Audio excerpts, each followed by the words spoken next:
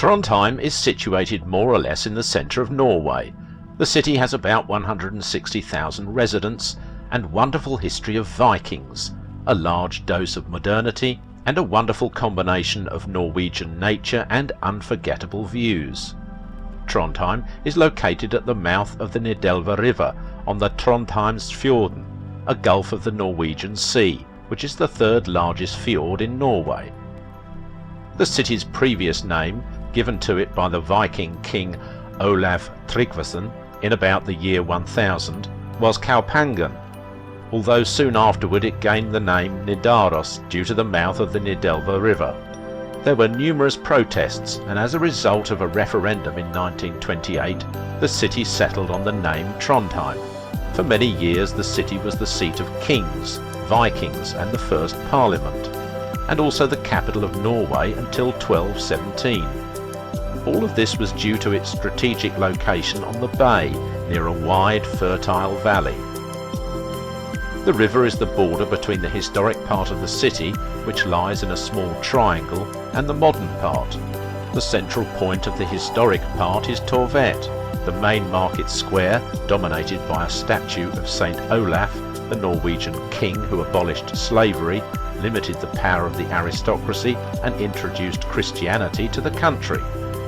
Streets lead from the square, along which we will find classic wooden houses interspersed with buildings in a more modern style, which leaves an impression of architectural disorder on some people.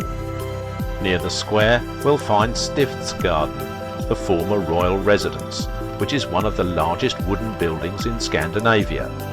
The 58-metre long facade makes an unforgettable impression, and for tourists who like the Rococo style, it is recommended to visit the interior with a guide. A short walk from the centre will allow us to admire the amazing view of Nidarosdomen, the Nidaros Cathedral, which is the largest medieval monument in Norway. This is also the burial place of King Olaf Haraldsson, who was later beatified. The entire cathedral makes an enormous impression, and the ornamental rose window on the front of the building is one of its most beautiful elements.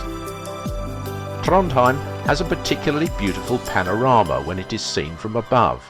One recommends two places which guarantee wonderful views and which will delight every photographer.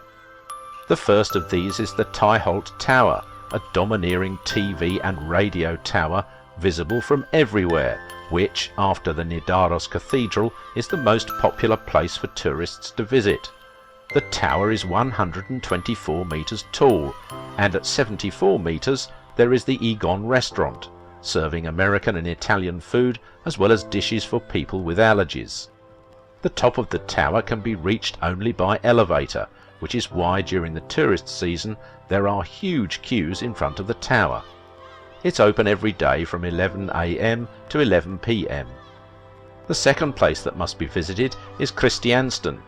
This tower, built in 1681, allows you to admire the wonderful panorama of the city and its surrounding landscape of mountains and fields. It serves as an ideal backdrop for photos. The tower has been preserved in excellent condition, allowing visitors to become more acquainted with the city's history. The city's public transportation system is worthy of attention due to the fact that Trondheim is the world's northernmost city with a streetcar system. The truth is that currently there is only one streetcar line running between St. Olav's Gate and Bymarka, but this nearly 9-kilometre route has 21 stops. In summer, historic streetcars travel this route every Saturday.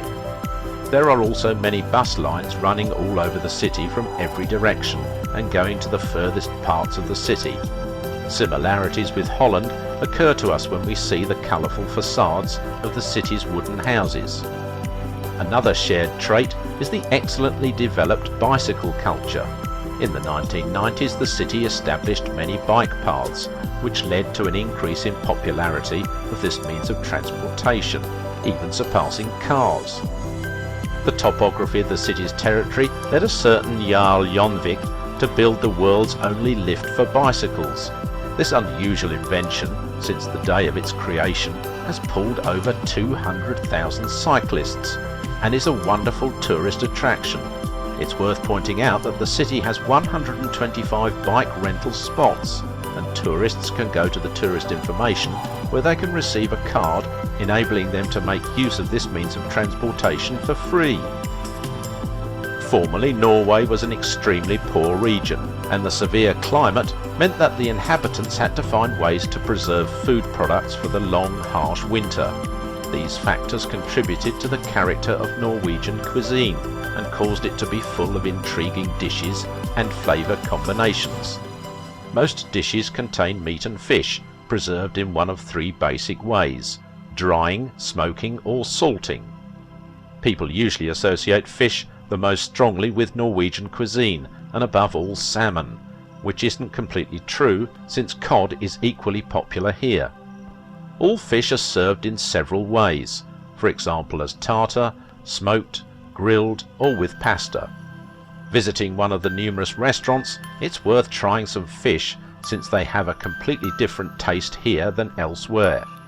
Local cuisine also contains dishes which one can consider extreme, such as smalahove, the head and legs of a sheep served with potato dumplings, and lutefisk, fish that is first dried and then soaked in lye and boiled.